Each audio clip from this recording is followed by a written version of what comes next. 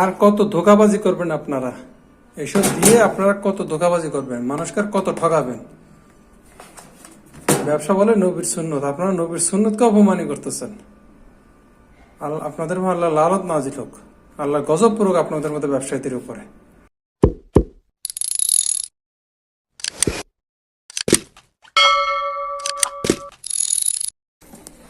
আসসালামু আলাইকুম।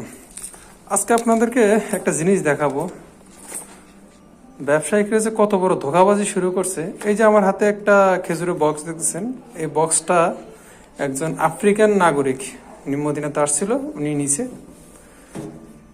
কত সুন্দর আজোয়া খেজুর দেখেন, স্পষ্ট দেখতে পাচ্ছেন মনে হয়, কত সুন্দর দেখছেন, তিনটা লাইনের দিক দিয়ে কত সুন্দর বড় বড় খেজুর। রেট কত?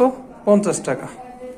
উনি একটা রুমে আনছে, আনার পরে বক্সটা খুলছে, খোলার পরে দেখেন কি অবস্থা।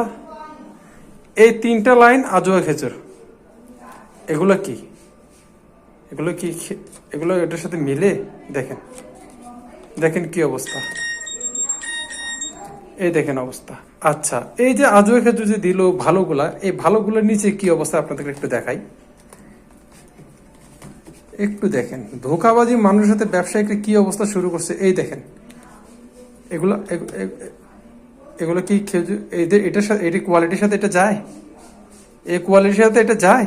দেখেন কি অবস্থা, দেখেন আমি ভালো করে তুলছি, দেখেন নিচে কি অবস্থা। এদিকে ফাটা, এদিকে কয়েকটা পোকে খাই ফেলছে, দেখতে পাচ্ছেন কিনা দেখছেন।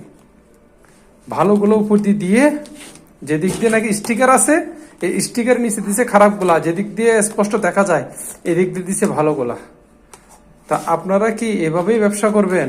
বাহিরের কান্ট্রির কাছে আপনারা কি বলবো, আর বলার ভাষা নেই।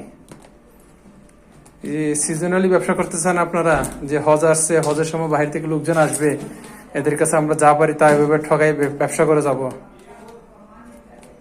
মরলে টাকা কি কবরে নিয়ে যাবেন আপনারা? বুঝলাম না। কাফনে কাপড় তার পকেট নাই, টাকা কোথায় রাখবেন?